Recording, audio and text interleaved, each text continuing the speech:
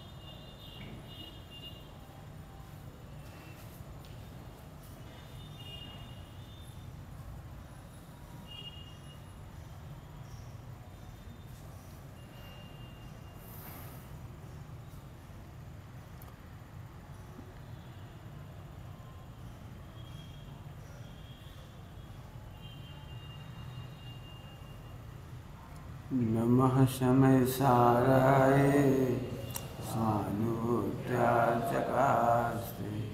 चिस्वावाय वावाय सर्वभावान्तरस्य।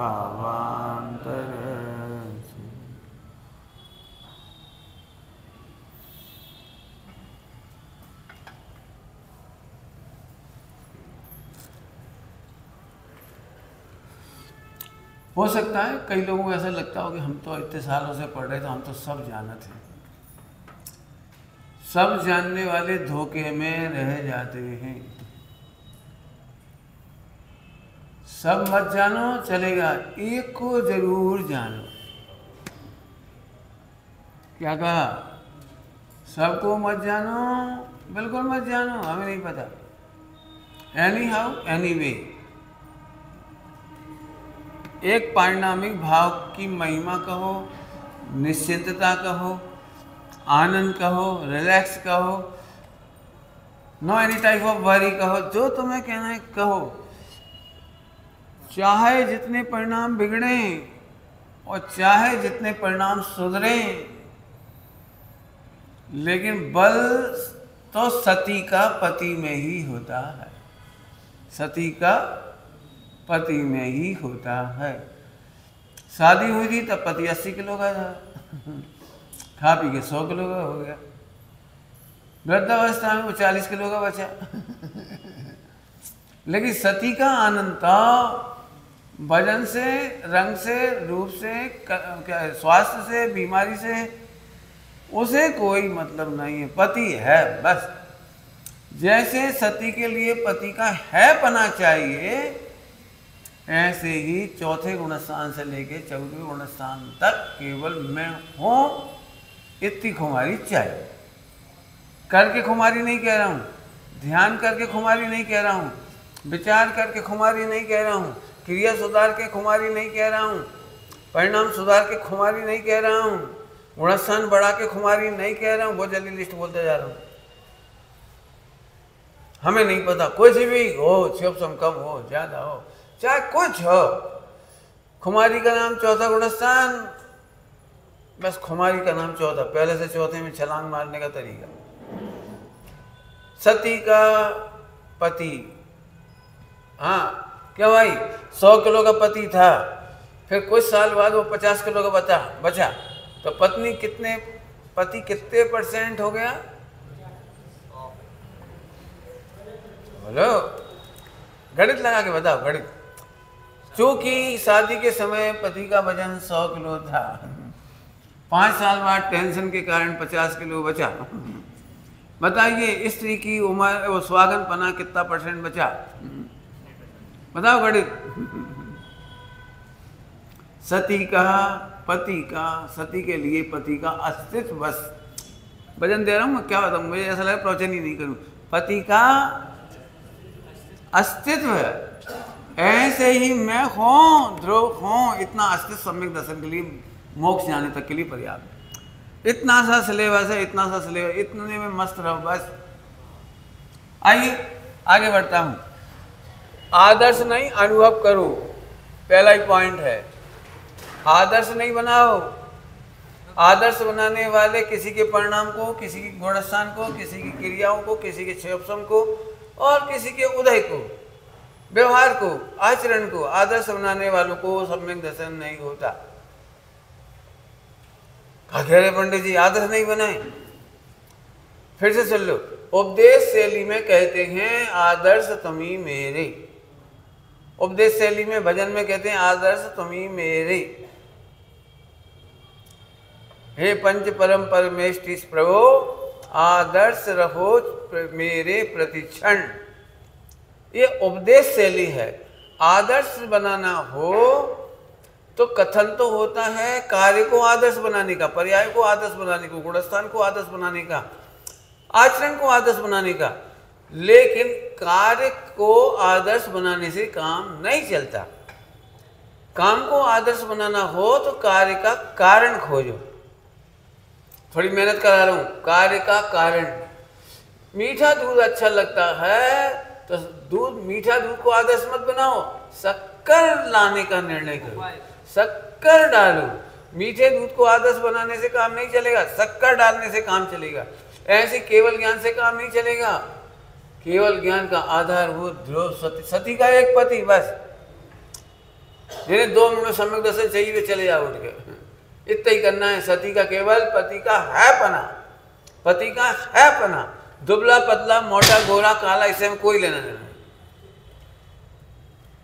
टूटा फूटा भी हो तो चलेगा, मैंने एक्सीडेंट हो गया, घायल हो गया, कुछ हो गया तो भी चलेगा।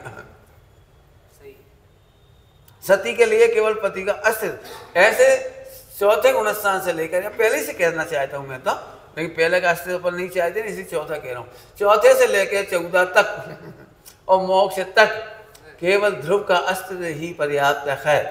इससे ना अधिकम, ना न्यूनम, ना विपरीतम। ये पढ़ा चुका हूं मैं आपको। तो कोई आदर्श नहीं बनाओ। उपदेश शैली में आदर्श बनाने को कहते हैं।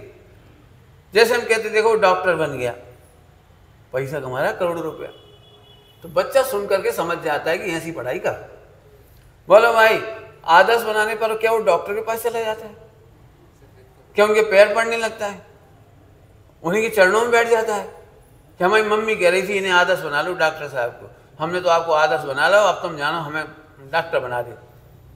बोलो डॉक्टर क्या करेगा? यदि कोई बालक डॉक्टर के पास चला जाए तो डॉक्टर क्या कहेगा?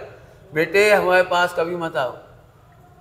यही तुम्हें मैं अच्छा लगता हूँ, तुम्हारी माँ ने कहा कि डॉक्टर बढ़िया आदमी है, करोड़ों कमा रहे हैं। आदर्श बनाने की बात की, ध्यान से सुनना बिल्कुल। तो आदर्श बनाने का मतलब है कि डॉक्टर भगा देगा आपको, मेरे पास मत आओ, मेडिकल में एडमिशन लो और खूब किताबें पढ़ो और जैसे एकाग्रता से मैंने पढ़ाई की वैसे पढ़ाई करो। ऐसे ये हमारे आदर्श हैं। इनके पास जाओगे तो इन्होंने आँख खोल के नहीं देगा, भग जाए यहाँ से। मेरी पढ़ाने की शैली है, भग जा। उन्होंने नहीं कहा, उन्होंने तो ये भी नहीं कहा भग जा। हमारे पंडित साहब ऐसे बढ़िया मधुर भाषा बोलते, भगवान ने आंख उठा के इसलिए नहीं देखा कि ऐसा गंवार है। ये मैंने कहा गंवार, उन्होंने नहीं कहा। पंडित साहब की भाषा बड़ी सुंदर है, ये भाषा मेरी है। फिर आ गए जी, नहीं समझ में आ गया? फिर आ गए। एक भगवान दूसरे भगवान के पास हाथ जोड़ के फिर आ गए। बता दिया ना तुम्हें, तुम भगवान हो, अपने में मग्न हो जाओ, अपना प्रभु अपने में खोजो, देखो तृप्त तो हो, फिर आ गए। एक बार पंडित साहब बोले, भगवान अपने भक्त को देख करके अंतर्मुखी हो गए, उनसे भक्त को देखा नहीं गया। देखा नहीं गया समझ गए? हमसे देखते नहीं बन रहा। जैसे करोड़पति बाप हो और खूब माल खा रहा हो, और उसका बेटा भी माल खाए, लेकिन डिश में रसगुल्ला तो है, गुलाब जामुन तो है उसके पास, लेकिन पिताजी को देख रहा हो, क्या मजा आ रहा, बहुत बढ़िया लग रहा, तो पिताजी से देखा नहीं जाएगा, खाना तू भी जैसे हम खा रहे हैं। किसी को आदर्श मत बनाओ, सब ध्यान से सुनना। वे लोग बहुत परेशान होते हैं जो किसी को आदर्श बना लेते हैं। किसी को नहीं बना, मैं भगवान के ही मना कर रहा हूं। कारण उपदेश शैली में कार्य की प्रशंसा करते हैं, कार्य को आदर्श बनाने की बात कहते हैं, लेकिन कार्य तो कारण पूर्वक होता है, इसलिए कारण में उपयोग लगाओ। कभी मत सोचना, मैं फिर इसलिए कह रहा हूं, कर्णान योग इसका मना कर रहा है, इसलिए मैं कहता हूं। कर्णान योग ये कहता है कि जब आप आदर्श बनाते हो और निरंतर उसके बारे में सोचते हो तो आश्रम बंद होता है। उस आश्रम बंद के चक्कर में यदि मंद कसाय हो तो 6 ऑप्शन मिल जाएगा। मंद कसाय मिल जाएगी, द्रवलिंगी मुनि बन जाओगे, केस लॉन्च करने की शक्ति हो जाएगी, नग्न रहने की शक्ति हो जाएगी, पृथ्वी पर सोने की शक्ति हो जाएगी, उपसर्ग और परिचय सहने की भी शक्ति हो जाएगी, लेकिन आत्मा का अनुभव किए बिना सम्यक दर्शन भी नहीं होगा। पहली शर्त है आत्मा का अनुभव सम्यक दर्शन करने के लिए अनुव्रत और महाव्रत जैसे नियम पाल लेना, पुण्य का उदय से पाल लिए। कर्णान योग में लिखा है और साता वेदनी के उदय में पल जाती है। टोटोमल साहब ने क्या लिखा है, उपवास करता है, टोटोमल जी कही उपवास करता है, तो टोटोमल जी साहब ने ये नहीं लिखा बड़ा पुरुषार्थ किया। मिथ्या दृष्टि का उपवास भोगांतराय कर्म का उदय है। काय का उदय है? भोगांतराय कर्म का उदय है, इसलिए आज रोटी नहीं मिली। सम्यक दृष्टि का उपवास ही उपवास है। ठीक, आदर्श नहीं बनाना, मेरे को तेरे को इनको उनको आदर्श नहीं बनाना। भाई साहब हम भी आप जैसे लेखक बन जाएं, हम आप जैसे गायक बन जाएं, हम भी आप जैसे प्रवचनकार बन जाएं, हम भी आप जैसे बन जाएं। मर गए मर गए, हमसे पूछो तो मर गए। हम इनको बना कर रहे हैं आदर्श बनाने की। तो और जनरली क्यों कह रहा हूँ ये बात, जो दिखता है उसका आदर्श बना लेता है। दिखता है जल्दी से, तो दिखता है वो औदिक भाव है। प्रवचन की कला वाले मर गए, हम देख रहे हैं, इतनी दया आती देख करके प्रवचनकार बन गए और उनको रिझात रहे। रीझे आप पे ना आप, रीझे ना आप पे आप, और उनको रिझाउत रहे। बिल्कुल नहीं चक्कर में पड़ना भैया, एक ध्रुव के सिवा कोई बात नहीं।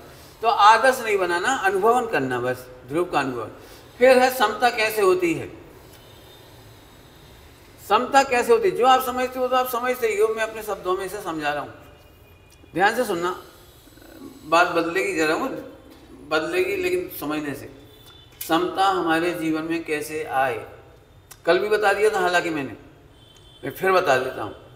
चाहे जितना अच्छा परिणाम आए खुश मत होना, और चाहे जितना बुरा परिणाम हो घबरा मत जाना, इसका नाम समता है।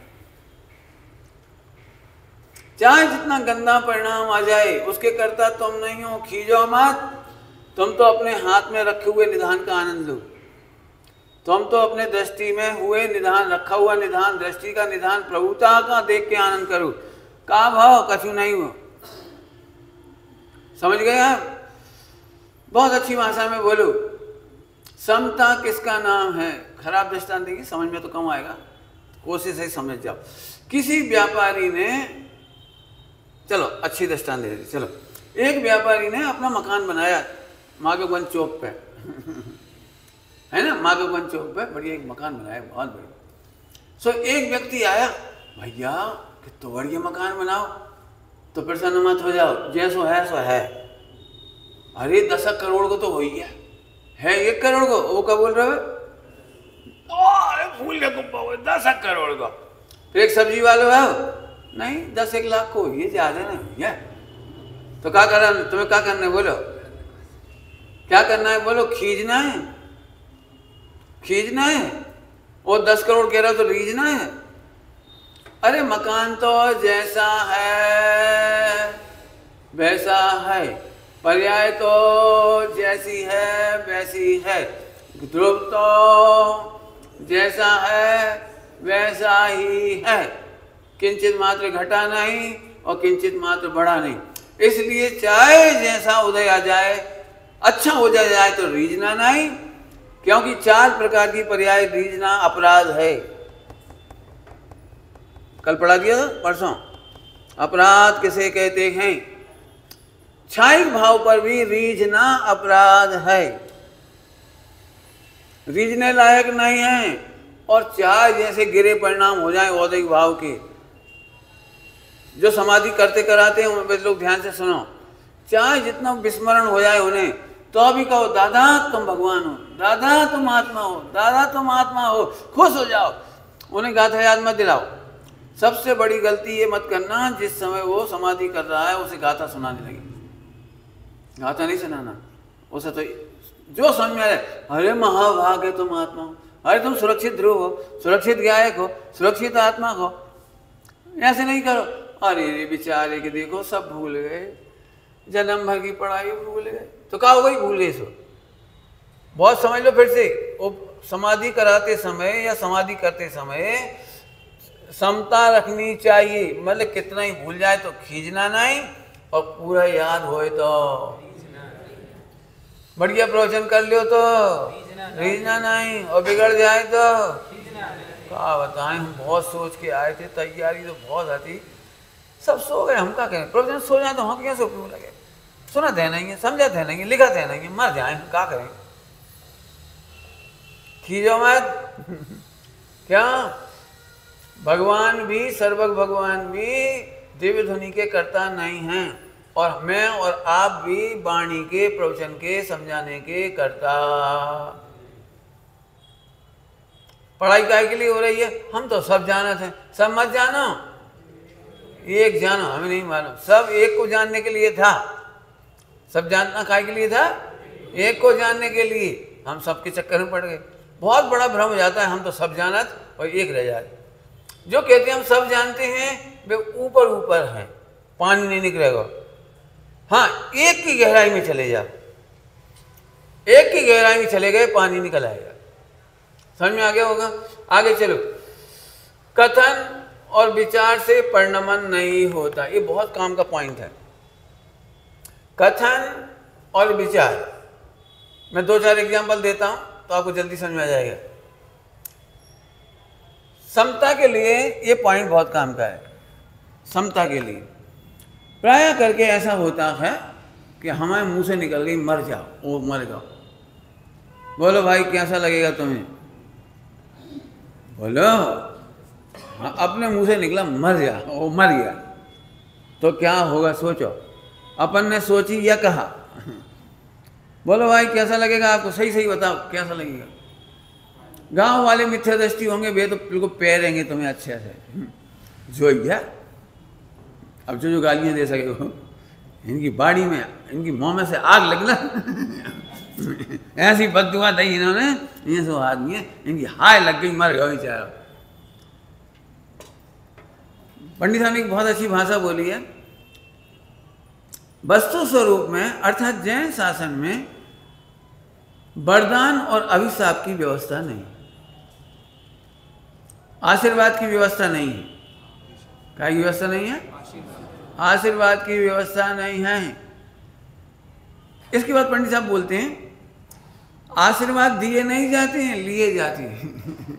श्राप दिए नहीं जाते जैन शासन में, श्राप लिए जाते हैं। ये बच्चे को आगे बिठा लो, आजा बेटे, शाबाश, बढ़िया।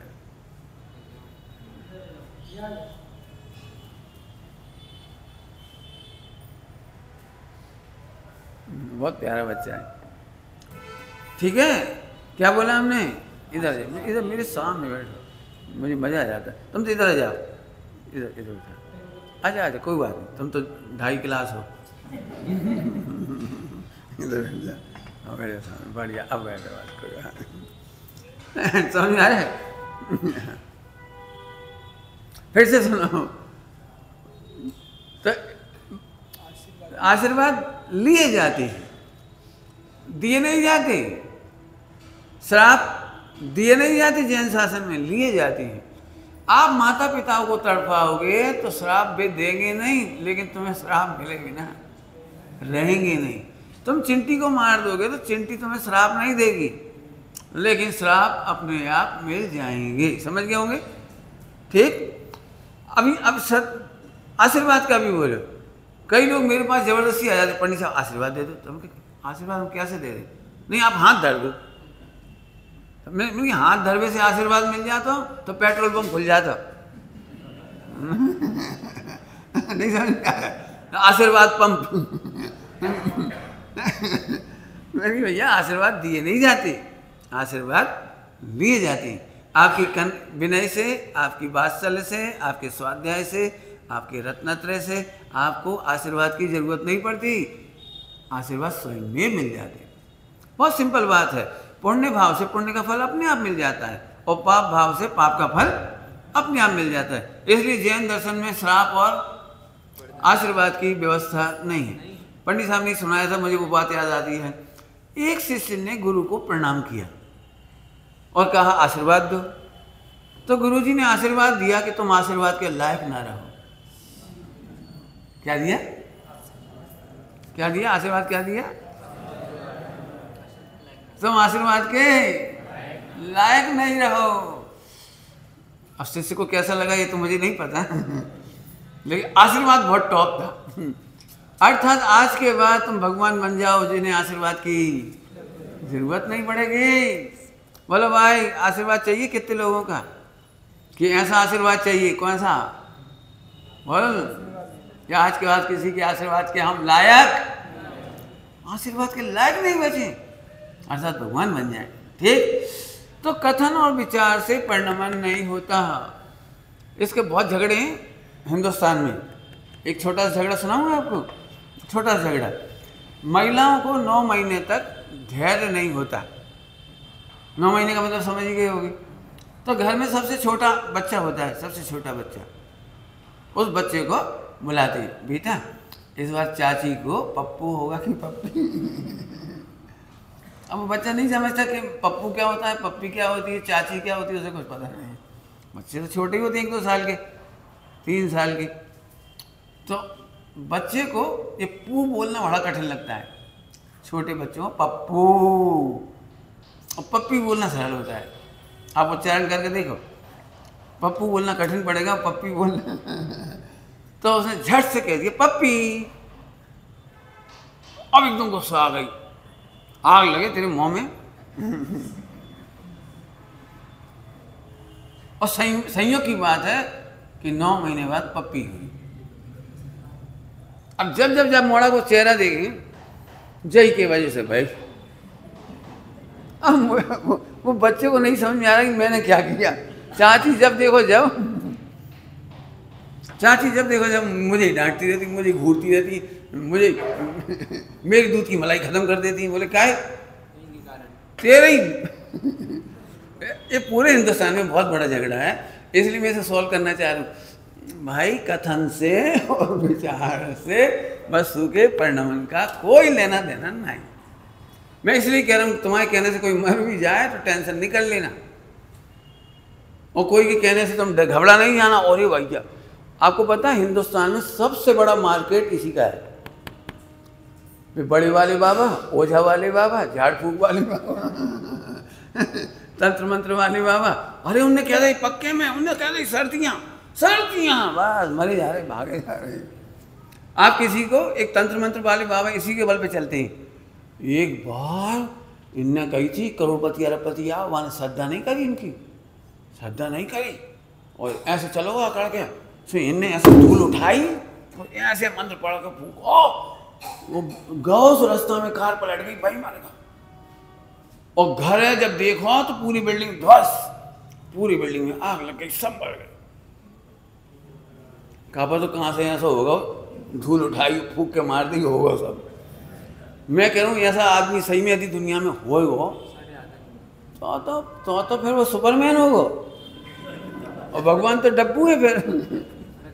क्या भगवान कभी कर ही नहीं रहा, फिर तो यही कर देगा। फिर तो जो कोई तंत्र मंत्र भाग, इतनी लड़कियां लुटती हैं तंत्र मंत्र के चक्कर में, इतने बच्चे लुटते हैं, इतनी महिलाएं लुटती हैं, उनकी केवल से बच्चा हो जाएगा, फला हो जाएगा, जी हो जाएगा, मकान चल जाएगा, व्यापार हो जाएगा, और झाड़ फूँक हो जाने का हमें नहीं मालूम। विश्व का सबसे बड़ा मार्केट है ग्रहित मिथ्यात का एक ग्रहित मिथ्यात का,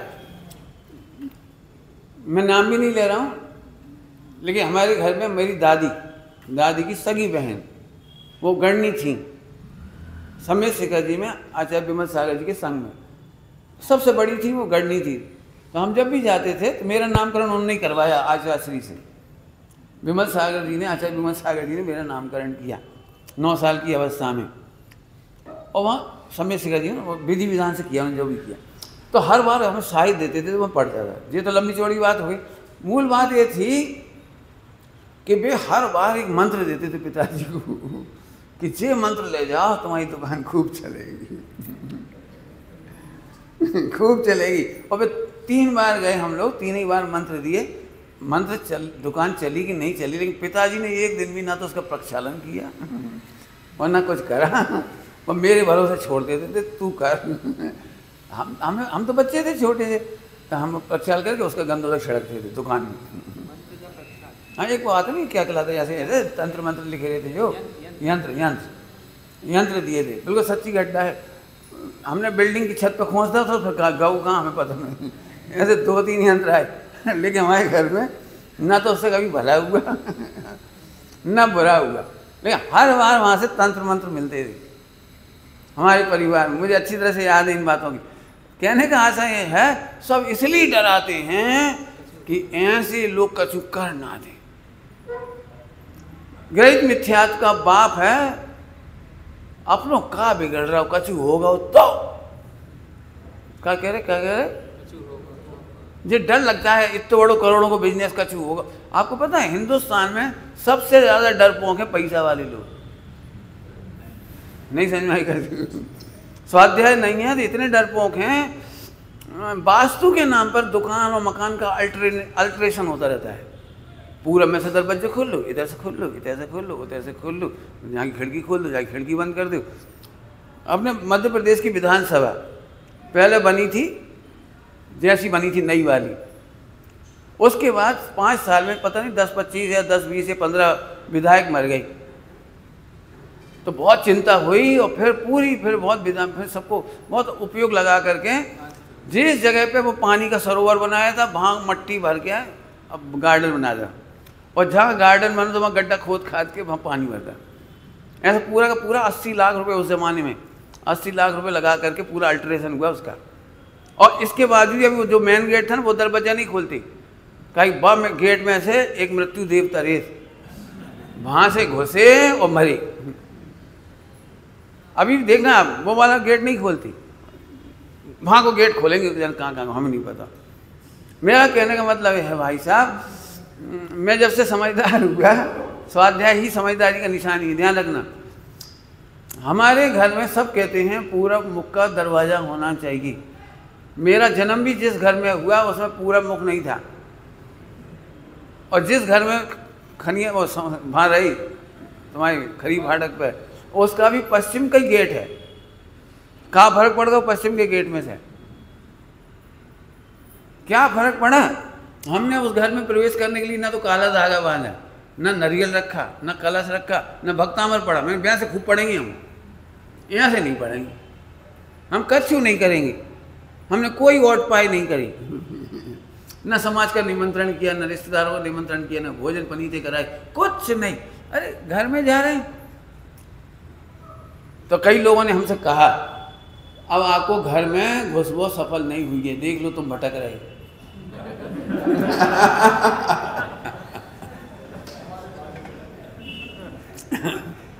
मैंने कहा यदि ऐसा है तो मैं सारी दुनिया को कहूँगा कि गृह प्रवेश ऐसा ही करो ताकि सिद्धालय में चले जाओ। कागू अनंत काल घर में रहें, ऐसे घर में कागू रहना अनंत काल तक, अपन तो निकलो ना। चलो, तो इस चक्कर में मत पड़ना। अब आ जाओ कर्तव्य। कर्तव्य अपेक्षा और उपेक्षा नहीं करना। नंबर 1 कर्तव्य क्या है हमारा? 5 भाव पढ़ करके कर्तव्य है। सबसे बढ़िया कर्तव्य है कि अपेक्षा तो रखना नहीं कि अमुक परिणाम हो जाए, और हो जाए तो उपेक्षा भी नहीं। फिर से बोलता हूं, वीतरागता का मतलब है अपेक्षा माने राग और उपेक्षा माने द्वेष। समझ गए होगे? क्या बोला बेटे? अपेक्षा मतलब राग और उपेक्षा मतलब द्वेष। मेहमान आ जाएं ऐसी अपेक्षा मत करो, और आ ही जाए तो अपेक्षा मत करो। कभी मत सोचो कि भैया हमें जरूरत पड़ जाए तो कोई से पैसा ले लें, जरूरत पड़ जाए तो पैसा, कहाँ बता जरूरत ही नहीं पड़ रही, पैसा ले लें, हम कोई से पैसा ले लें। ऐसी अपेक्षा मत करो। ये भी अपेक्षा मत करो भैया तुम में से कोई हमसे पैसे ही नहीं मांगा, मांग लियो करो कबू। ऐसी अपेक्षा भी मत करो कि लोग हमसे पैसे मांगे या हम किसी से पैसे मांगे, लेकिन कोई मांग ले तो उपेक्षा भी मत करो। तुम्हें भी जरूरत पड़ जाए, भैया आज हम पूजा कपड़े पहन के आए, 100 रुपये भूल आए, अब यार हमने जो खरबूजा लाए भैया 50 रुपये देती मैंने, और बाद में ला के दे दे।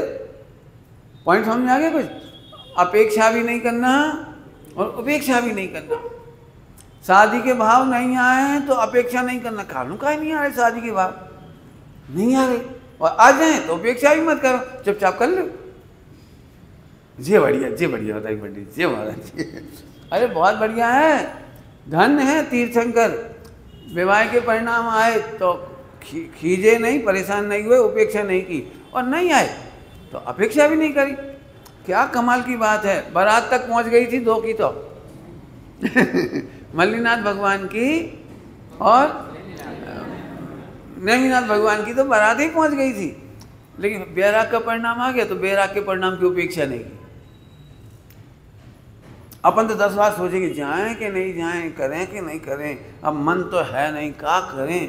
पिताजी की शक्ल देखी, क्या कह रहे पिताजी, अम्मा की शक्ल देखी, क्या कह रही, अब क्या करें, राजुल रोएगी, क्या करें, तो क्या करें, इतना नहीं सोचो, परिणाम आए चलिए।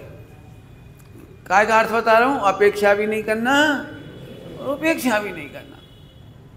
शुभ परिणाम, अब शुभ परिणाम हो जाए ऐसी अपेक्षा नहीं करो। अब कहना तो मुझे बहुत सारी बातें, मुझे प्रवचन याद हो जाए ये अपेक्षा मत करो। आपको बोलने में इच्छा हो रही मेरे को बोल दो। सम्यक दर्शन उन्हें होता है जिन्हें पूरा प्रवचन सुनने की अपेक्षा नहीं होती। समूह शरण में भगवान का प्रवचन तो बहुत देर तक होता रहता है। क्या कहा हमने? भगवान की दिव्य ध्वनि तो 2 घंटा 10 मिनट, कितनी 6 घड़ी 6 घड़ी में कितने मिनट हो गए? लगा लेना हिसाब कितना है, 2 घंटा 15 मिनट हिसाब लगा लेना, कोई दिक्कत, मुझे कोई दिक्कत नहीं। 5 मिनट ज़्यादा हो तो कोई दिक्कत नहीं।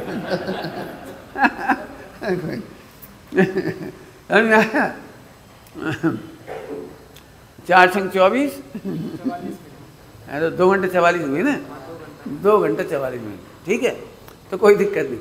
अब उनकी दिव्य ध्वनि तो ओम औखिरती चली आएगी। अब जी क्या करें, पूरी सुनत रहे, अरे उसमें जैसे ही समझ में आएगी मैं ध्रुव, पूरे प्रवचन सुनना छोड़ कर चले गए अंदर। ये सम्यक दर्शन की विधि है। पूरा प्रवचन सुनने की कोशिश करना सम्यक दर्शन का अवर्णवाद है। कठिन बात है वो, कोई बोलेगा नहीं, सब यही कहेंगे पूरा प्रवचन ध्यान से सुनो, और हम कह रहे पूरे प्रवचन में ध्यान से देखो। क्या फर्क पड़ा विराग? पूरे प्रवचन में ध्यान से देखो, जैसी दिख जाए बिजली चमक जाए मजा करो। समझ गए कि नहीं? क्या दृष्टांत देते थे बाबू भाई जी? वो सुई और धागा, बिजली चमकी, पूरे प्रवचन के चक्कर मत रहो, बिजली जब चमक जाए धागा, सुई में धागा पोलो, सुई में धागा पोया ठीक, तो बिजली चमकेगी रात को और तब पोने का नाम सम्यक दर्शन। तो 1 घंटा में प्रवचन में बिजली चमकेगी, ध्रुव दिखेगा, और पकड़ के बैठ जाना। आनंद आ गया, ध्रुव मैं ही हूँ, आनंद आ गया, ध्रुव मैं ही हूँ, बस इतने में काम हो जाएगा आपका। भगवान की दिव्य ध्वनि सुनने वाले पूरी तो कोई सुनता ही नहीं है, मिथ्या दृष्टि भी नहीं सुन पाता और सम्यक दृष्टि भी नहीं सुन पाते। कितने ही मुनिराज भगवान की दिव्य ध्वनि सुनते सुनते केवल ज्ञान ले ली थी। अच्छी भाषा में बोलो, हमने कोई पूरे प्रवचन सुनने को ठेका तो हाँ, तो काय का ठेका लिया बोलो, काय का ठेका लिया बोलो बोलो तो। हमने प्रवचन में पूरा ध्रुव देखने का, परिपूर्ण ध्रुव देखने का, आनंदमय प्रभु देखने का, अप्रभावित प्रभु ध्रुव देखने का ठेका लिया है। बस यही पकड़ के रहो, बस हो गई सारी पढ़ाई। बाबू भाई की खूब याद आ जाती है प्रवचनों में।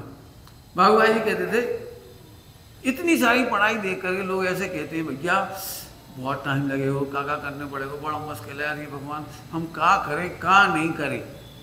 तो बाबू भाई जी एक दृष्टांत दे देते कि एक लड़का था घर में, तो उसकी सगाई शादी की बात चली तो घबरा गया, कितने बाराती आएंगे, कौन लेवे जाएगा रेलवे स्टेशन, कौन छोड़वे जाएगा, और फिर घोड़ा कौन करेगा, बाजी कौन करेगा, मिठाई वालों कहाँ से लाए जाए, फिर बेसन कहाँ से पिस के आएगा, दूध कहाँ से आएगा, मावा कहाँ से आएगा, और ये बर्तन इतने सारे, फिर 200-500 गिलास चाहिए, बिछात चाहिए, तो परोसे को कौन इतने लोग कहा हुई है। तो बाबू भाई जी कहते तू एक काम कर, तू कछु मत कर, तू तो हाँ कर दे भाई। समझ में आया क्या कह रहे, तू तो केवल हाँ कर दे, बाकी काम तो तुझे कुछ नहीं करना, तू बैठ। आपको पता है सबसे बड़ा अकर्ता की शादी हो,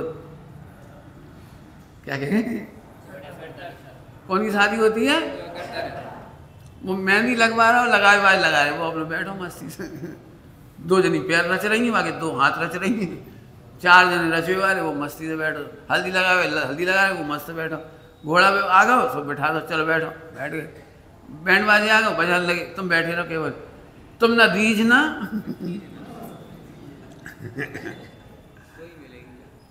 ऐसे ऐसे क्या, तू तो ध्रुव की हाँ कर, बाकी 14 गुण स्थान अपने आप हो जाएंगे, कर्मों का उत्कर्षण अपकर्षण संक्रमण उदीर्णा क्षय, जो जो गणित होना है वो सब अपने आप हो जाएगा, तू तो केवल ध्रुव की हाँ कर, बस समझ में आ गया। तो कर्तव्य क्या है, अपेक्षा भी नहीं करना और उपेक्षा भी नहीं करना, कोई सा परिणाम आ जाए, फिर कह रहा हूँ कोई सा भी, मैं ये नहीं कह रहा हूँ शुभ परिणाम अशुभ परिणाम, अशुभ परिणाम आ जाए तो भी खींचना नहीं। अब जी प्रवचन में कहना बड़ा कठिन है दुनिया को, चाहे पंडित जी बहुत खराब हो जाए, आ जाए, गुस्सा आ जाए, आ जाए, तो वही तो कह रहे हैं गुस्सा आ जाए को कहते हैं उत्पाद व्यय। क्या कह रहे हैं, क्या कह रहे हैं, उत्पाद व्यय, उत्पाद व्यय समझते हो, बता भैया एक मच्छर तुमने कमरा में आके मर जाए तो तुम्हें क्या तकलीफ, और 100 आके मर जाए तो क्या तकलीफ, तुम्हें नहीं खाएंगे ना, आए और ऐसे अच्छे परिणाम भी आ जाएं और बुरे परिणाम भी आ जाते हैं। क्या बोलते, बोलो, मूड खराब हो जाता है, क्रोध आ जाता है, बोलते कि नहीं बोलते, फिर दुखी काहे हो रहे हो। ठीक, अब इधर चलो दूसरा पुरुषार्थ क्या है, एक हर एक पुरुषार्थ की चर्चा है, लेकिन फिर भी पुरुषार्थ सभी को निर्दोष देखना, अब यह है तुम्हारा पुरुषार्थ का रिजल्ट। हमारा पुरुषार्थ सही चल रहा है कि नहीं, स्वाध्याय सही किया कि नहीं, पढ़ाई सही करी कि नहीं, वेद विज्ञान सही किया कि नहीं, चिंतन सही चल रहा है कि नहीं। पंडित जी हम कैसे जाने, कई लोग कहते हैं पंडित जी आप बताओ हम कैसे जाने कि हम सही सोच रहे। मैं जानता हूँ आप कम समझेंगे इस बात को, लेकिन कहना तो मेरा फर्ज है, बाद में आप 1000 बार सुन करके इसे समझना। जनरली आप अपने परिणाम सुधरना इसका नाम मान लेते हो कि हमने तो कछु कही नहीं, गम खा के रह गए, चुप रह गए, हमने कछु नहीं कही, कोई बात। आप इसको परिणाम सुधरना मानते हो, ये नहीं। क्या लिखा है बोलो, सभी को निर्दोष देखना। मोक्ष जाना है किसी को, मोक्ष जाना है, व्यवहार से पूछे, निश्चय से नहीं पूछे, मोक्ष जाना है तो एक काम करो, महिलाएं केवल सास को निर्दोष देखना सीख जाएं, और सास को मोक्ष जाना हो तो बहू को निर्दोष देखना सीख जाएं। मोक्ष नहीं हो तो हमारी गारंटी सभी जगह लगा ले, 2 के तो नाम लिए। मैं इसलिए कह रहा हूं क्योंकि निकटवर्तियों को निर्दोष देखना कठिन है। दूर के ढोल सुहावने, दूर के ढोल सुहावने लगते, उनके पापा अच्छे, उनकी दुकान बहुत बढ़िया, उनको बहुत बढ़िया, उनको बहुत बढ़िया, उनको बहुत बढ़िया। पंडित साहब ने एक लाइन लिखी बहुत अच्छी, जिन्हें मानता सुख निधान तू, पूछे उन्हीं से मन की बात। पूछ आओ जाके। मैंने अखबार बहुत पढ़ी और रिसर्च बहुत करी, बहुत पढ़ी। आप मेरे से किसी के भी बारे में पूछो ना, उद्योगपति, हीरो, हीरोइन, नेता, मैं एक एक की बात बता दूंगा आपको कि बहुत दुखी है। सारी दुनिया हेमा मालिनी को सुखी मानता, बताओ कितनी बढ़िया, कितनी बढ़िया, कितनी बढ़िया, कितनी बढ़िया, और उससे बढ़िया दुखी कोई मिलेगा नहीं। हाँ, भयंकर दुखी। क्या? उसे खुद लिखा अखबार में लिखा था कि मेरे पिताजी मेरे से बहुत नाराज थे जिससे मैंने शादी की। मेरे पिताजी सोचते थे कि हीरो की दुनिया में हीरो से शादी नहीं करना, मना किया था पिताजी ने साफ। इसके पिताजी ने आज तक इसे सपोर्ट नहीं किया, पूरा पीहर पक्ष से आज तक किसी को पता नहीं है कि हेमा मालिनी की बहन आएगी उसको बचाने आए, भला आए, कोई नहीं, केवल पूरा घर नाराज। ग्वालियर की एक महिला ने पहली बार पिक्चर में काम किया था, उसके पिताजी ने थिएटर में पिक्चर आते थे, थिएटर में आग लगा दी थी। सोचो आप, पर्दे पे दिखती सही, दिखते ही पर्दे पे दिखते ही गोली चला दी थी पर्दे पे। वीना कुमारी के दो कौन कौन के कहूँ मैं आपको, हमारे ग्रैंडफादर बहुत नाम लेते थे, कौन थी मधुबाला, कौन थी वो सुरैया, कौन थी पता नहीं, पिताजी बहुत ग्रैंडफादर उसका नाम। इतनी भयंकर दुखी एक एक की, हीरो के दुख, फला के दुख, बोलो कौन की बात कर। मैं इसलिए कह रहा हूँ झट हम आदर्श बना लेती, अरे भैया, बिल्कुल भूल करके आदर्श नहीं बनाना। सभी को निर्दोष देखो। इतने दिनों की पढ़ाई मैंने निर्दोष देखने के तरीके तो बता ही दिए, फिर भी कोई प्रश्न हो तो मैं अभी मौका देना चाहूँगा। मैं आपको निर्दोष तरीके बताने की फिर कोशिश करूँगा। अंतिम है आज की पढ़ाई में भ्रम। ये बड़ा खतरनाक काम है, भ्रम। क्या है ये भ्रम? हमें दूसरे दोषी दिखाई देते हैं, दूसरों की वाणी खराब लगती है, दूसरों का सोचना खराब लगता है, दूसरों की एक्टिविटीज में अधर्म दिखाई देता है, और अपनी सोच सही लगती है, अपना चिंतन सही लगता है। टेक्निकल भाषा में कहूँ तो अपने औदिक भाव से हम केवली बन जाती हैं। जल्दी कह गए हम, क्या कह गए हम? अपने औदिक भाव से हम ऐसे ट्रीट करते हैं जैसे मैं केवली हूँ। क्यों कह रहा हूँ ये बात? वर्तमान में जैन शासन के ह्रास का मूल कारण वक्ताओं का मिथ्यात्व है। बुरा नहीं मानना, मैं तुम्हें सिखा रहा हूँ, नहीं समझ लीजिए। वक्ताओं का मिथ्यात्व ये है, यदि स्वयं टमाटर नहीं खाएंगे तो पूरे प्रवचन में दम लगा देंगे टमाटर मत खा। अरे तुम्हारा होता ही बात भले आदमी, तुम टमाटर नहीं खा रहे तो टमाटर के पीछे काहे पड़ गए? एक लाइन में बता दी मैंने, यदि मैं ऐसे पूजा करता हूं और तुम वैसे पूजा करते हो तो मेरे संग रहने वाले ब्रह्मचारी बड़े परेशान होते। पूरे हिंदुस्तान में प्रवचन करने जाऊंगा तो मैं रोज कान में मंत्र फूकेंगे। भाई साहब, एक आदमी प्रवचन में घड़ी पहन के अभिषेक कर रहा था, आज प्रवचन में कह दियो आप, समझ गए कैसे? अरे तुम घड़ी पहन के नहीं कर रहे, वो कर रहे हो, हमें नहीं मानो। मैं बम्बई में इसके लिए थोड़ी आया हूँ कि प्रवचन में ये सिखाऊं कि घड़ी पहन के नहीं करियो। फिर एक आदमी ऐसे गलती कर रहा तो फिर वो प्रवचन में जा कहूँगी ऐसे पैर नहीं छूइए भगवान के, जमीन में हाथ लगा के। ये सिखाने थोड़ी आया हूँ, बम्बई वालों ने इसलिए थोड़ी बुलाया मुझे।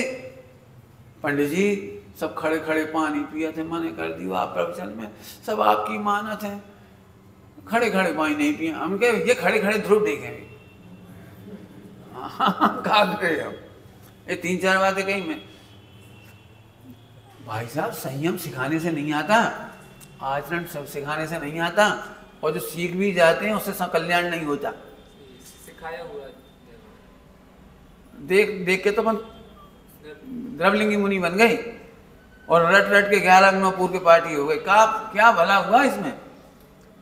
सच्चा सुधार तो इसका नाम है कि वो ध्रुव दृष्टि करने के बाद संतुष्ट परिणति हुई, इसमें से कहाँ हुआ? इसलिए मैं ज्यादा सिखाने के पक्ष में नहीं हूँ। ये तो बीच में आ जाता, कोई पाठ की लाइन रह जाती थी, उसे तात्कालिक बता देता हूँ। ईमानदारी से मेरा बस चले तो मैं इसके सिवा दूसरी बातें ही ना करूँ। लेकिन इसमें ज़्यादा बात है ही नहीं, तो हर शब्द में से वहीं पहुंच जाता हूँ। रोज देख रहे हो या हर जगह से वहीं पहुंच जाता हूँ। समझ में आ गई बात? अपनी सोच, अपने विचार, अपना ज्ञान, अपनी परिणति सही, बाकी सब गलत। मैं जिनवाणी के आधार से कहता हूं, चौथे गुणस्थानवर्ती असंख्यात लोक प्रमाण चौथे गुणस्थान के भेद हैं। असंख्य लोक प्रमाण, असंख्यात लोक प्रमाण है ना। पंचम गुणस्थान के, छठे गुणस्थान के, सात के असंख्यात लोक प्रमाण भेद हैं। तो तुम्हें सातवें से तो ज्यादा टेंशन नहीं है, छठे तक की टेंशन बहुत है। अभी छठे की टेंशन अभी मैं बोलूंगा तो झगड़ा बहुत होगा। बहुत बढ़िया बढ़िया चर्चा है, टोडरमल जी का महा उपकार है इन विषयों को खोलने का।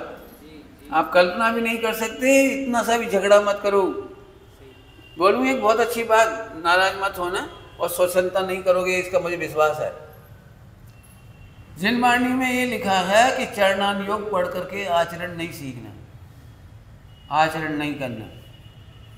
कितनी उल्टी बात बोल रहा हूँ, समझ में आ रही कैसी बात? एकदम उल्टी बात बोल रहा हूँ। चरणान योग में लिखा है उसे पढ़ करके आचरण नहीं करना। कोई पल्ले पड़ रही है बात में? कितनी गलत बात बोल रहा हूँ? सही बोल रहा हूँ कि गलत बोल रहा हूँ? पूरा उत्तर सुनो इसका। चरणान योग और कर्णान योग के अनुसार आगम का परिपाटी का ज्ञान करने के बाद ध्रुव के आश्रय से जितनी जितनी कसाय मिटती जाए उतना उतना आचरण ग्रहण करता जाए। क्या नियम बना आनंद? जितना जितना ध्रुव के आश्रय से कसाय चौकड़ी मिटी उतने नियम पालने। आज ब्रह्मचारियों की मट्टी पलीत होने का कारण बता रहा हूं। सम्यक दर्शन का ठिकाना नहीं, ये तो एक तरफ रहा। पहली प्रतिमा का ठिकाना नहीं, कछु छठी प्रतिमा का नियम ले लिए, कछु सातवीं प्रतिमा का नियम ले लिए, और कछु वहाँ के नियम ले लिए, कछु वहाँ के ले लिए। इसीलिए ब्रह्मचारियों में इतने विसंवाद हैं। मैं खुल के बता रहा हूँ, ये घर की बात, यानी मेरी ये तो गुप्त बातें हैं ना मेरे घर की। पूरे हिंदुस्तान का अध्ययन किया इसलिए। दो त्यागी संग रह नहीं पाते। क्यों? वे कह रहे हमरो त्याग सही, वे कह रहे हमरो त्याग सही, वे कह रहे हमरो पानी छान में सही, तुमरो सही नहीं, वे कह रहे हमरो ऐसा। बिल्कुल बड़ा कठिन है ये काम। हमें तो रोज सामना होता है इस चीज का, रोज। तो मैं आपको फिर कह रहा हूं, जिनवाणी में पढ़ करके नियम लेने का मना लिखा है, बिना गुरु के नियम लेने का मना लिखा है। आप अपने मन माफिक नियम नहीं बना सकते। जब एक ब्रह्मचारी को हमने देखा, वे रात को 10 बजे हाजमोला खरीद रही थी। तो एक तो ब्रह्मचारी, फिर हाजमोला, और रात को। तो हमने पूछी तुमने ऐसे कैसे खरीद ली? मैंने तुम्हें कुछ लगा नहीं क्यों खरीद रही हो? तो बोले वो तो हमने छूट रखी है। मैंने कहा भैया तुम्हारी पोपा बाई को राज नहीं है। मैंने आप जिस नियम को लेते हो, जिस व्रत को पालते हो, उसमें आप मन मर्जी की छूट नहीं रख सकते।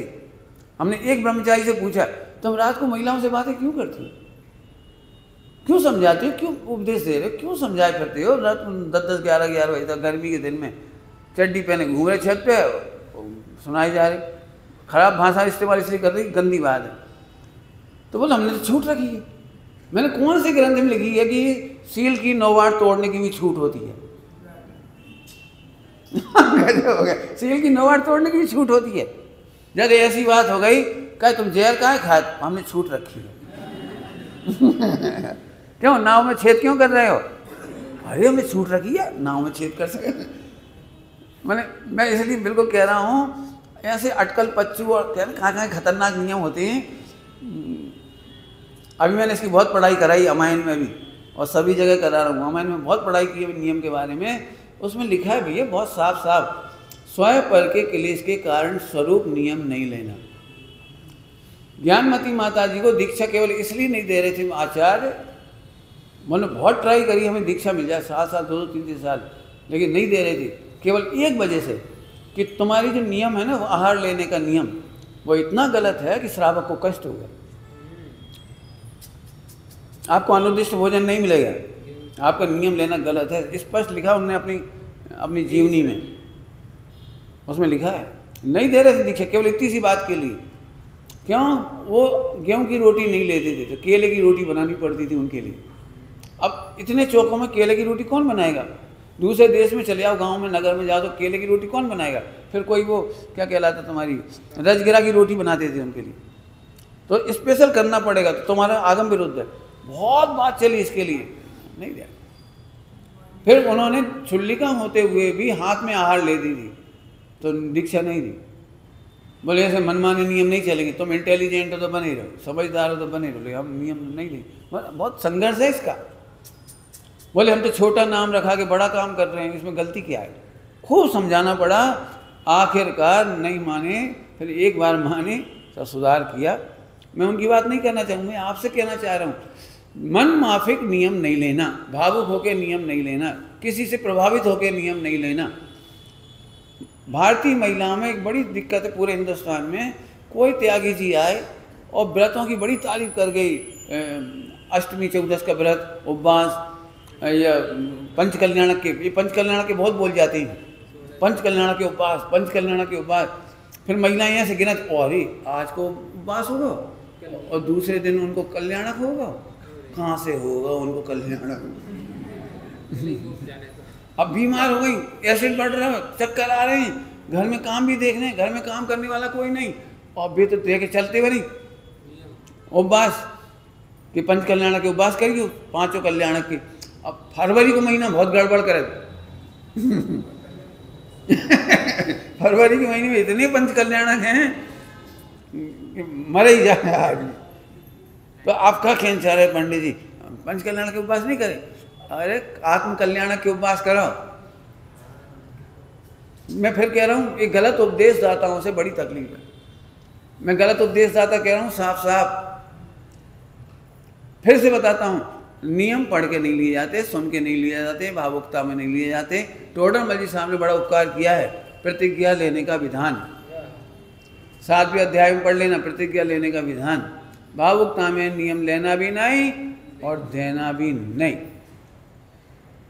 भावुक करना बहुत सरल है, बहुत सरल। और यदि 50 महिलाएं पार्श्वनाथ की मोक्ष सप्तमी को उपवास करेंगी तो 51वीं वाली को ऐसा लगे जैसे हम SC ST हैं। ये सब तो कर रहे, बता अपन नहीं कर रहे। और फिर सब जन एक दूसरे से पूछा, तुम्हारा उपवास है? नहीं है, नहीं है।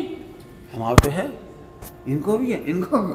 तो उस बेचारी को भी 51वीं महिला भी भले चाहे वो रात भर खांसत रहे, रात भर एसिड होता रहे, चाहे रात भर वॉमिटिंग होती रहे, कच्ची हो जाए, महिला मंडल में SC ST नहीं बनने होए तो उपवास करो। मेरा बिल्कुल साफ साफ कहना है। मेरे को इतनी बदनामी मिली है, इस बात की बदनामी की जो समझ भावुक कर देता है, बच्चों को बेवकूफ़ बना देता है, बेचारों को ब्रह्मचर्य दिला देता है। और मैं उल्टे उल्टे प्रवचन कर रहा हूँ, बता रहा, मैं उल्टे उल्टे प्रवचन कर रहा हूँ। मैंने आज तक नहीं कहा ब्रह्मचर्य ले लो, मैंने कभी शादी की बुराइयाँ नहीं की।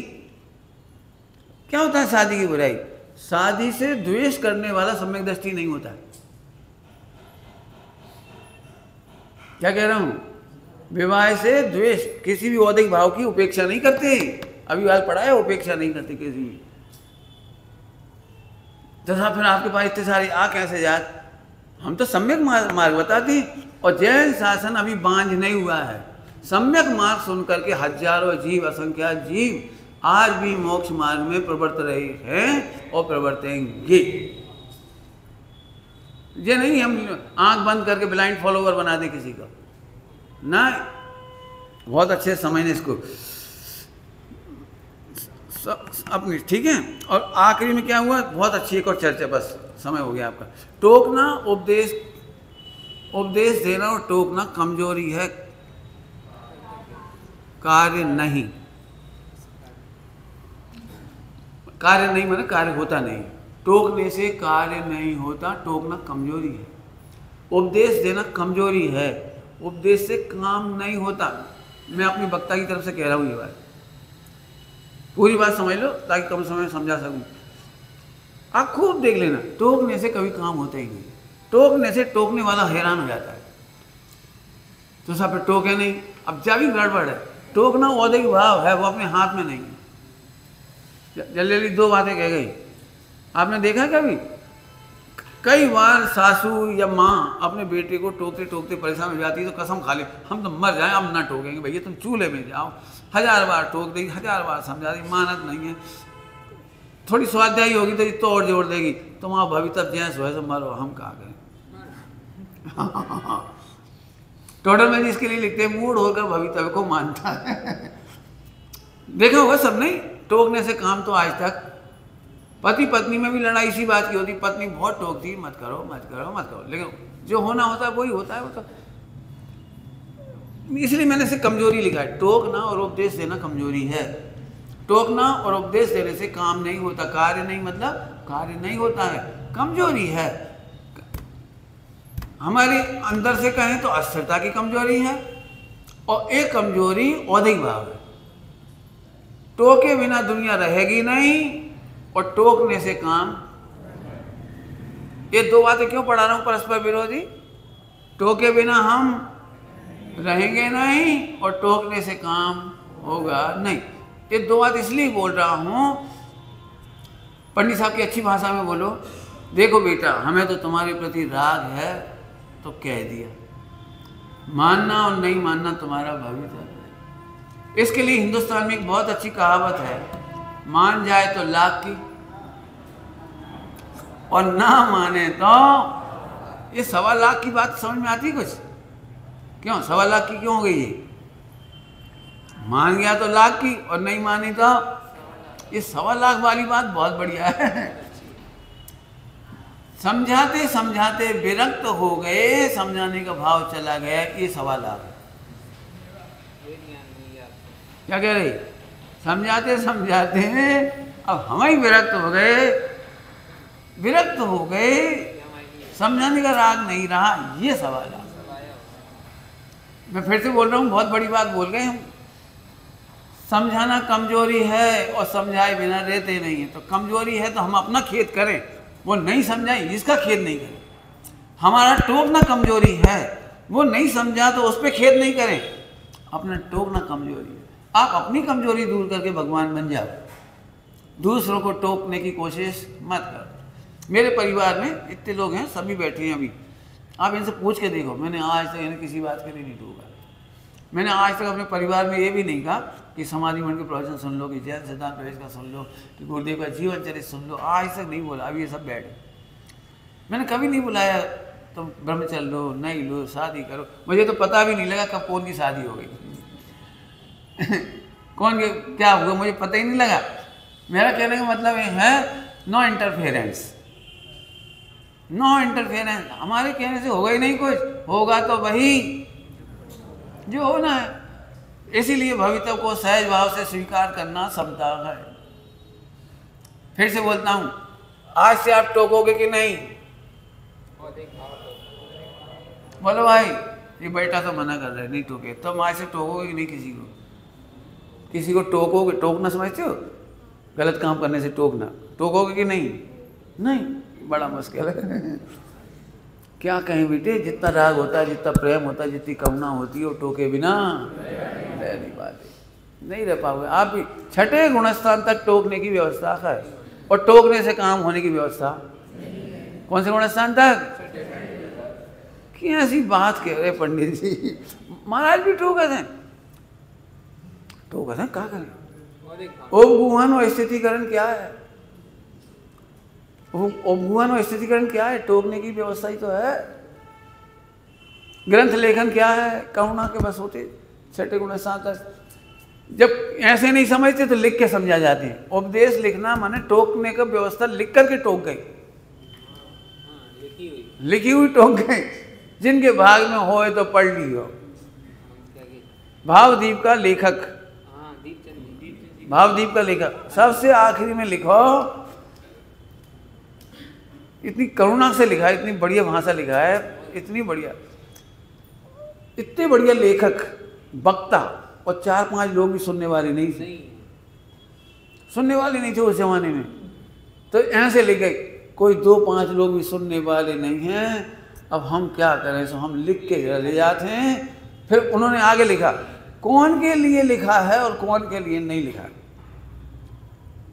पढ़ना आखिरी पेज। फिर उन्होंने लिखा हम ऐसे मूर्खों के लाजे नहीं लिख रहे। उसमें मूर्खों की लिस्ट दी है 5-7, पढ़ लेना भावदीप का कि आखिरी पेज में हम ऐसे मूर्खों के लिए नहीं लिखा। ओ पढ़ने लायक है, पढ़ना जरूर आए। कौन कौन से मूर्ख हैं, अपन तो नहीं है कहीं में। मैंने उन्होंने स्पष्ट मना किया कि मेरा ग्रंथ कौन कौन नहीं पढ़ा है, कैसे पढ़े, कौन पढ़े, सब लिखा हुआ है और बहुत बढ़िया ग्रंथ है। हाँ, टोडरमल जी साहब ने भावदीप का की और दीपचंद जी कासलीवाल जी की तारीफ की। चलो अब तो समय भी हो गया, समझ आ गई होगी आपको बात। आखिरी बात क्या थी? टोकना सबसे बड़ा झगड़ा है घर में। 1000 बेर कह दे सुनत है नहीं है, बंड हैं, कान नहीं है, जाने कहा सीखी अपने घर में से जी गोलियां चला दे ना, जहाँ से घर बिगड़ा है। टोकने से नहीं बिगड़ता, कोई समझ लो। घर परिवार का विखंडन इसलिए नहीं होता कि टोकने का ढंग खराब। पहले ही मान के चलो कि तुम भगवान टोक रहे, सो तुम तो टुकत नहीं हो। शास्त्र पढ़ के अपन नहीं समझ रहे, भगवान की अपन ने नहीं सुनी। जग तेरी भी कैसे माने, तूने प्रभु की नहीं मानी तो जग तेरी कैसे माने। पंडित साहब ने इतनी अच्छी भाषा कही, तुम हमारी नहीं सुन रहे, हम भगवान की सुन रहे, इसलिए तुम हमारी सुन रहे। मैंने सुबह कहा था यदि मैं जिनवाणी के अनुसार जीवन ना हो तो आप सुनने नहीं आते इतनी दोपहरी में। सबको अचंबा होगा कि दोपहर में भी इतने लोग कैसे आ रहे। सब जगह मेरे से कह रहे आप दोपहर में मत करो, रात के कर दो, पब्लिक ज़्यादा आएगी। लेकिन दोपहर में बढ़िया आ रहे, खूब आ रहे, इतनी गर्मी में आ रहे। सब मोटर कार से थोड़ी आ रहे, सब लेकिन आ रहे। हमारा मतलब ये है आप भगवान की मानोगे तो फिर पुण्य को दे में कोई आपकी भी माने। फिर से चलो आखिरी बात, टोकना तो होगा लेकिन गोलियां मत चला। क्योंकि चारित्र में सुधार क्रम क्रम से होता है। अभ्यास चाहिए, अभ्यास चाहिए, अभ्यास। चारित्र में सुधार में पाप घट के मिटता है। थोड़ा धैर्य रखो। हम क्या सोचते हैं, जामे का है, हमने 1000 बार कह रहे दूध छन्ना से मत उठाओ करो, पल्लू से। जामे का है, कपड़ा से उठा ली करो, संसी से उठा ली करो। अरे तुम तो कह दी से ठीक है, लेकिन उसका अभ्यास 15 साल का है, 20 साल का है, 8 साल का है पहले का, तो एकदम थोड़ी छूट जाएगा, नहीं छूटता। धैर्य रखो, टोको। एक बहुत अच्छा है, बसों के पीछे लिखा रहता है वो, देखो मगर प्यार से। ऐसे अपने घरों में एक डायलॉग लिख दो, टोको मगर प्यार से। मैं भी इन बच्चों को टोकता हूँ। मेरी एक लाइन हमेशा रहती है, हमेशा ही रहती है, देखो बेटे ये मैं भी जानता हूँ कि तुम नहीं कर पाओगे, और ये भी मैं भी जानता हूँ कि गलत है, लेकिन मुझे कहने का राग आया तो मैं कह रहा हूँ। बेटे नहीं सुधर पाओ तो कोई दिक्कत नहीं, लेकिन विचार जरूर करना कि सुधरने लायक। क्योंकि दोषों का पक्ष रखने मात्र से मिथ्यात्व होता है, और दोषों का पक्ष नहीं रखने से सम्यक्त होता है। दोष तो समय से चले जाएंगे, लेकिन दोषों का पक्ष रखने वाले का सम्यक्त कभी नहीं होता। बिल्कुल दोष नहीं छूटे, टेंशन नहीं करना, गलतियां नहीं छूटे, टेंशन नहीं करना, प्रवृत्ति नहीं बदले, टेंशन नहीं करना, लेकिन दोषों का पक्ष नहीं रखना। 10-10 भव लग जाएंगे, 20-20 भव लग जाएंगे कि परिणाम सुधरने में। ऐसा नहीं बटन दबा दिया फटाफट हो गया। इसलिए परिणाम सुधरे या ना सुधरे, लेकिन परिणाम का पक्ष, ये तो बहुत सरल है। सरल नहीं है। परिणाम का पक्ष नहीं करने का मतलब है ध्रुव का पक्ष करना। ध्रुव का पक्ष बनाए रखना, फिर चाहे जैसे परिणाम हो खींचना मत, और चाहे जितने अच्छे परिणाम हो रीझना मत, तुम तो ध्रुव पे रीझना बस। समय तो हो गया, लेकिन एक दृष्टांत और देने की इच्छा हो रही। कापा तो फिर कब मिले। देखो भाई, हम तो कहने का राग आ रहा है। तुम्हारे हाथ में चिंतामणि हो और 100 करोड़ खो जाए तो कितने खींचोगे, और 100 करोड़ को फायदा हो जाए तो कितने रीझोगे। बोलो भाई, तुम्हारे बेटा की शादी में 100 करोड़ खर्च हो जाए तो कितने खींचोगे। चिंतामणि हाथ में, बोलो, और 100 करोड़ को दहेज आ जाए बोलो भाई चिंतामणि वाले को क्या, अरे भाई ऐसे क्यों करेगा? यदि अब लोकी की भाषा में कहो चिंतामणि वालों कहा के ठीक है रख दे, समझ गए कुछ? तो ऐसे ही जिसके हाथ में चिंतामणि है वो खींचता भी नहीं है और रीसता भी। इसमें कठिन बात यह है, मैं 4-5 बार बोल चुका हूँ, फिर कह रहा हूँ, शुभ परिणाम में हम खुश हो जाते हैं और खोटे परिणाम से पछते नहीं। खराब परिणाम, अशुभ परिणाम में हम खींच जाते हैं। अशुभ में खींचना नहीं, शुभ में रीझना नहीं, क्योंकि मेरे हाथ में ध्रुव है।